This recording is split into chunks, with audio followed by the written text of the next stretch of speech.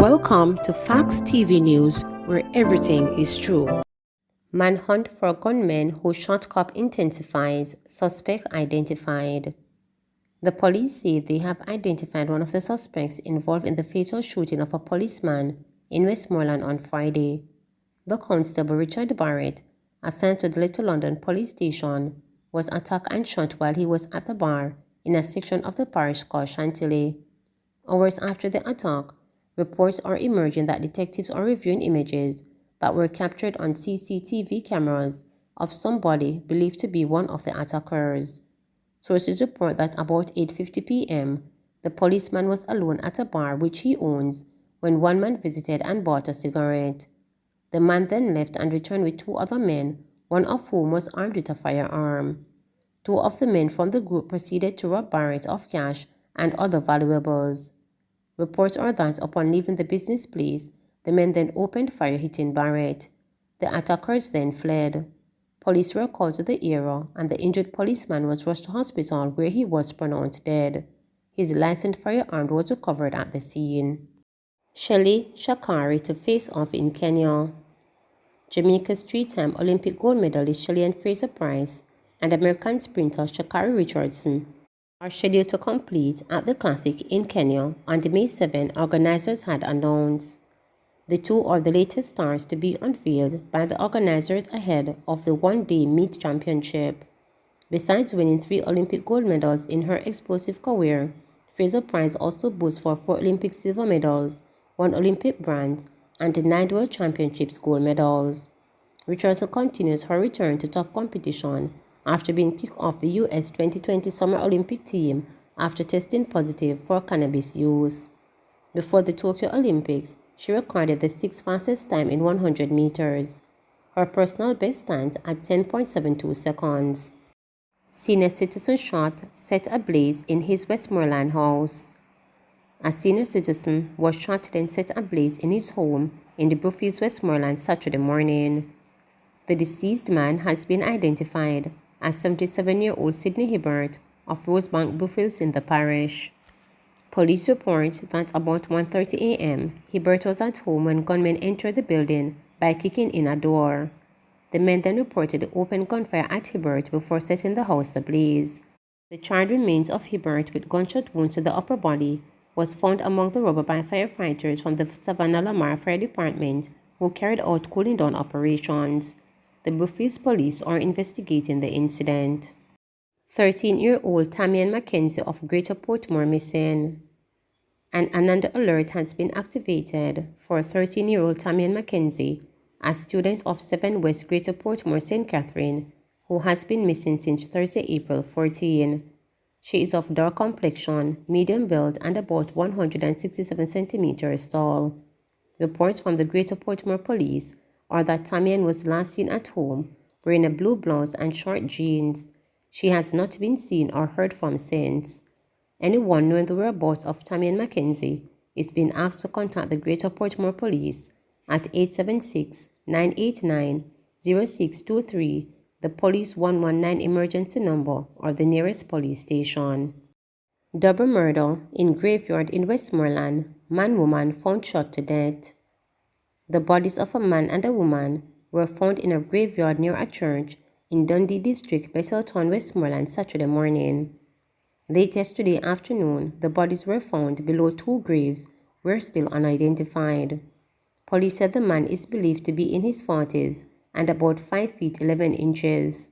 He was wearing a grey t-shirt, light blue sports jeans pants, and a pair of blue Adidas sneakers.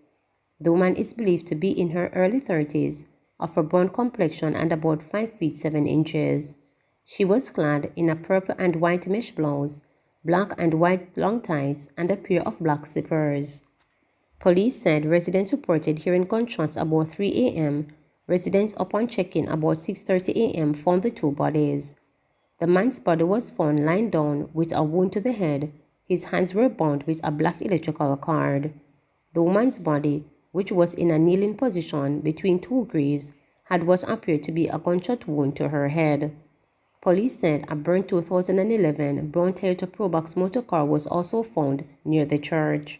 The bodies were removed following initial investigations. Anne-Marie Valls wants dress code for female parliamentarians reviewed. The Member of Parliament for Portland Eastern, the Jamaica Labour Party's Anne-Marie Valls, has tabled a motion in the House of Representatives calling for a review of the parliamentary dress code for female parliamentarians. Valls made the call during Thursday's special joint sitting of Parliament. Among other things, Valls wants women to be allowed to wear sleeveless dresses in the Parliament, taking the country's temperature climate into consideration. She is aware that the standing orders that govern the running of the House must be amended to facilitate the change and is urging the Parliament to do so. According to the standing orders, the dress of members and other users of the House must at all times reflect sobriety in order to maintain the dignity and decorum of the House. Members' dress should consist of a business suit and a necktie for men, and a sleeve business dress or skirt suit of modest length or pantsuit for women. The full motion presented by Valls states, whereas the standing orders define the code of dress and behavior of members of the House of Representatives, whereas these standing orders are in need of review, given that women now wear pantsuit and also have sleeveless garments accepted in corporate chambers, whereas the changing climate has influenced the change in the type of clothing needed to keep women cool to safeguard their health, whereas sleeveless garments are accepted in public offices and at state gatherings, whereas the Parliament has given notice through Prime Minister Andrew Holness to the Minister of Gender Affairs Oliver Grange to review the dress codes 2 years ago. Be it resolved that the House establishes this review, as indicated by the Prime Minister, so that female members of the House may have the comfort of a modern and environmentally suitable dress code.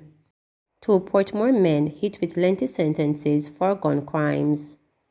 While lawmakers are busy deliberating over proposed changes to the Firearms Act, which could see offenders convicted of illegal possession of a firearm facing a mandatory minimum sentence of 15 years behind bars, the gun court has been busy handing down telling sentences aiming at curbing gun violence and murders.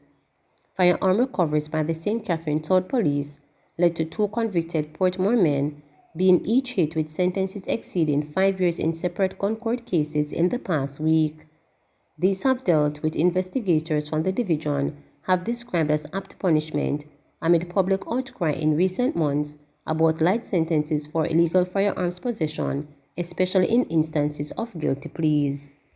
Police statistics show that gun as a weapon of choice, up to 85% in an average of 1,270 murder cases annually, figures National Security Minister Dr. Horace Chang has used to bolster his cause for amendment firearm laws.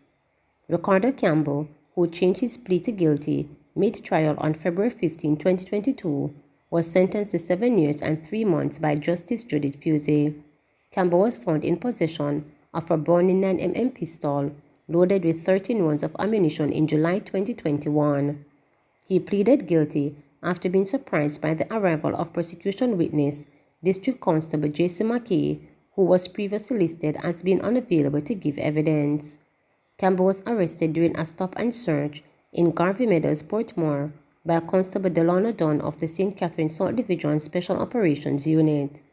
The gun was seized during an operation conducted in response to a number of murders. In another matter, Romaine Pusey, a resident of Greater Portmore, was sentenced to 6 years and 6 months by Justice Sonia Bertram Linton for prosecution of a Beretta pistol, as well as 3 years and 2 months for 16 rounds of ammunition recovered from the weapon. Pusey was found guilty on December 17, 2021, after being charged for possession of the loaded 9mm pistol by District Constable McKay on August 2, 2021. Pusey admitted during trial that he was searched and the gun found, but claimed he did not know that the waist bag contained the pistol, which was described by McKay as large, fully loaded, and heavy.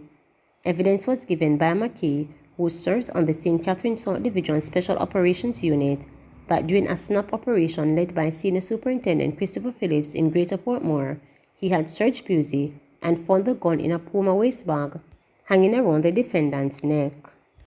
Cops bring Easter cheers to police personnel on Good Friday. The management team of the St. Andrew South Police brought Easter cheers to several cops who work in the division on Good Friday. The team, led by the commanding officer, Senior Superintendent Kirk Ricketts, and Operations Officer Superintendent Damon Manderson, distributed Easter buns and cheese to police personnel on duty. Jamaica Constabulary Force members at the 4 police stations, checkpoints, and on patrols in the division were visited and shown appreciation. At least one retired policeman, a district constable who is visually impaired, was also visited. I'm always appreciative of the fact that there are police officers out there on the ground when other persons are home and enjoying their families, said SSP Ricketts. As such, me and my team will always make an effort to be out there with them and to show them our appreciation. The commanding officer said Friday was just the first day of bringing Easter cheers to those on duty in the division, and they will continue throughout the holiday period up until Monday. Residents in the division will not be left out.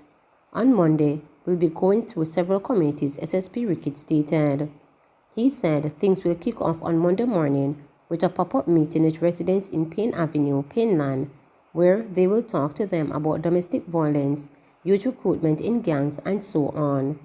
Following this, he said, they will give out buns and cheese to residents there. They will then go into other communities in the division to issue more bun and cheese and interact with other residents. 3 high schools to benefit from major infrastructure upgrade, says Williams. The government has committed to complete work on major infrastructure projects at 3 high schools this fiscal year. The works involved the construction of 2 classroom blocks with a total of 12 classrooms and a wastewater project at Black River High School, completion of computer labs and a library resource center at Kingston College, and a wastewater project at Papine High School. Minister of Education and Youth Favour Williams made the announcement during her contribution to the 2022-2023 sectoral debate in the House of Representatives on April 12. The minister also informed that construction will begin on the 9 major infrastructure projects at Cedric Titus High, Bridgeport High, Homewood Technical, Exchange All Age, Westwood High, Albertown High, Newell High, Mount St. Joseph High, and Dias Infant School. Fencing and electrical upgrades of several schools across the island will also be undertaken. Williams also informed that procurement for construction services will be done within the financial year for 9 major infrastructure projects at Papine High, Port Antonio High, Denby High, Nain High, New Forest High, Belleair High, Aberdeen High, Stony Hill Technical High, and Bournebrook Primary. The infrastructure development projects are designed to enhance the teaching and learning environment for our students and teachers across all levels of the education system. These projects are geared towards the elimination of the shift system, the reduction of overcrowding in schools, and the provision of quality school space, Williams stated.